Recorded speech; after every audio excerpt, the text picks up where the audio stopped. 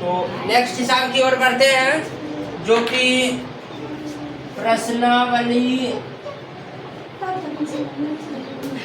4.3 कक्षा 10 subject math है। इसका 10वां क्वेश्चन बताएंगे। क्या नंबर क्वेश्चन? 10वां क्वेश्चन है, ध्यान देंगे सभी। देखो क्वेश्चन कह रहा है, ध्यान दो, मैसूर और बेंगलोर के बीच की दूरी 132 किलोमीटर यात्रा करने में एक एक्सप्रेस रेलगाड़ी सवारी गाड़ी से 1 घंटा समय कम लेती है। ठीक, 1 घंटा समय कम लेती है। ध्यान देने की बात है कि मध्य के स्टेशनों पर ठहरने का समय ध्यान में ना लिया जाए। ठीक है, बीच बीच में स्टेशन जो रहता है वहां पर रुकना पड़ता है, तो स्टेशन को ठहरने का बात को नहीं रखना है दिमाग में। ठीक है, जहाँ पर स्टेशन रहता है। यदि एक्सप्रेस रेलगाड़ी की औसत चाल सवारी गाड़ी की औसत चाल से 11 किलोमीटर प्रति घंटा अधिक हो तो दोनों रेलगाड़ियों की औसत चाल ज्ञात करने के लिए कह रहा है। क्या कह रहा है? दोनों गाड़ियों की औसत चाल कितना है। तो समझ में आ गया? अपना मान लेंगे सवारी गाड़ी की चाल, और उसमें जो मानेंगे एक्सप्रेस के लिए 11 जोड़ देना है उसके चाल में। ठीक है, दूरी कितना है? कुल दूरी बता दो। 132 किलोमीटर है।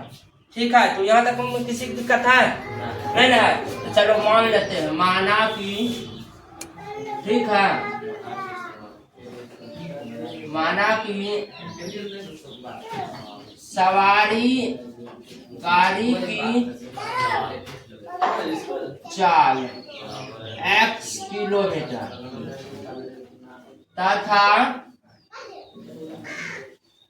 एक्सप्रेस गाड़ी की चाल, इसमें 11 जोड़ देंगे ना, इतना किलोमीटर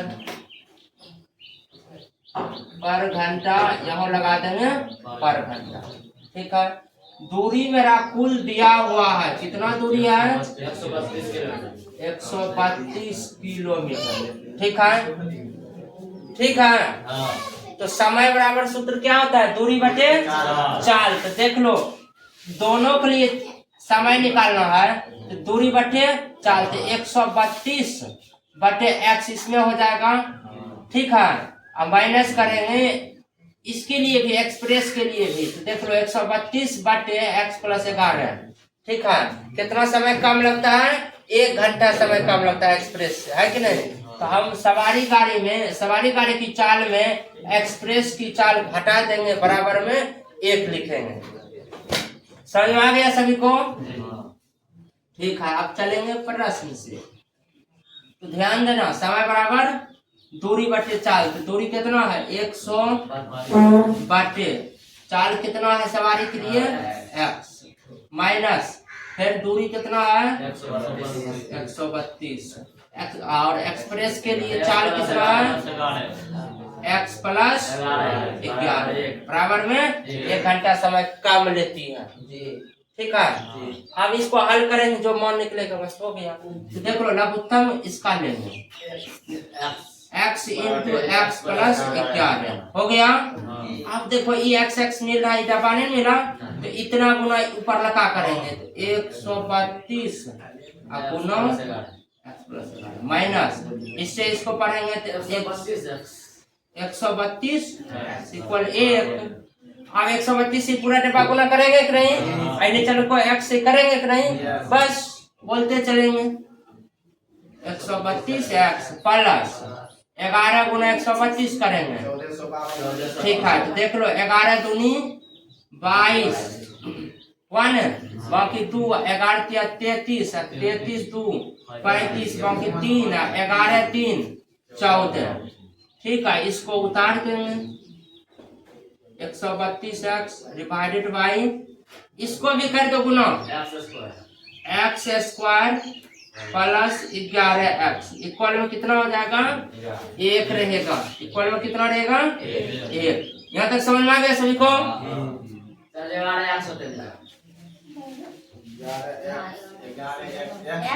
अच्छा x से गुना किए हैं, बहुत अच्छा। अब देखो क्या करेंगे, ये दोनों देखो माइनस में है, कटेगा कि नहीं? कट गया। अब बस सबको अपनी क्या करेंगे, तो ऊपर में देखो सिर्फ 1452 ही बचा है कि नहीं? तो कड़ापन आप गुना कर देते हैं, तो देख लो इतना गुना 1 तो हो जाएगा x² प्लस 11। 1 से इतना पढ़ेंगे तो उतने रहेगा 1452। उसको इस साइड ले लो, x² प्लस 11x माइनस हो जाएगा 1452। कोई दिक्कत है यहाँ तक में? अब गुणनखंड विधि से इसको तोड़ दो, ठीक है? तो ऐसे गुना करो तो 1452 और अपना जोड़ने घटाने के बाद 11 बचना चाहिए। तो कितना कितना में इसको तोड़ा है 44x माइनस 33x। देखो 44 में 33 घटाएंगे तो इतना ही बचेगा।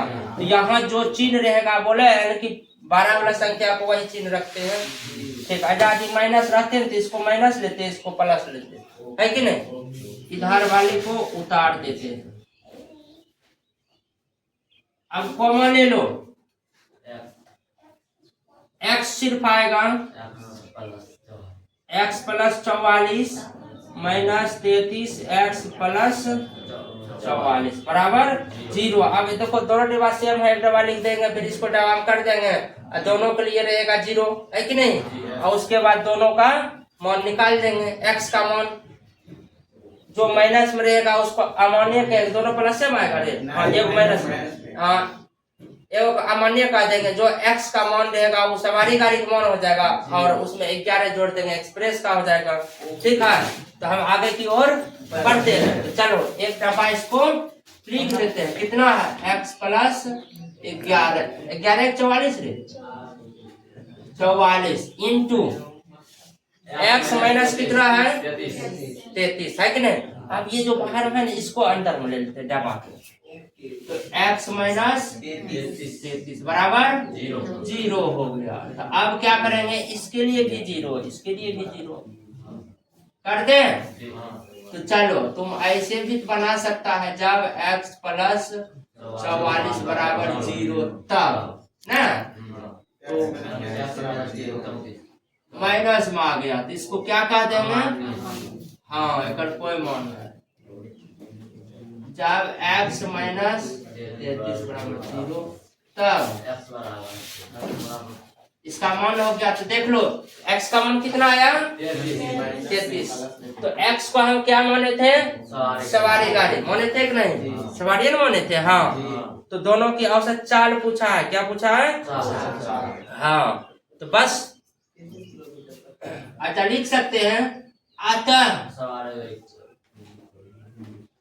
सवारी गाड़ी की चाल यानी x कितना निकल गया 33 किलोमीटर पर घंटा, तथा एक्सप्रेस गाड़ी की चाल उसको क्या माने थे, वहां देखो क्या माने थे, x प्लस 11 माने थे ना, x का मान 33 प्लस 11 44 किलोमीटर पर घंटा। तो समझ में आ गया? तो एक्सप्रेस गाड़ी जो है 44 किलोमीटर प्रति घंटा से गया था और सवारी गया था 33 किलोमीटर पर घंटा।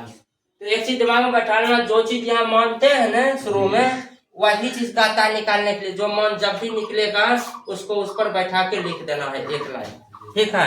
किसी कोई दिक्कत? सबको समझ में आ गया? ठीक, बहुत अच्छा।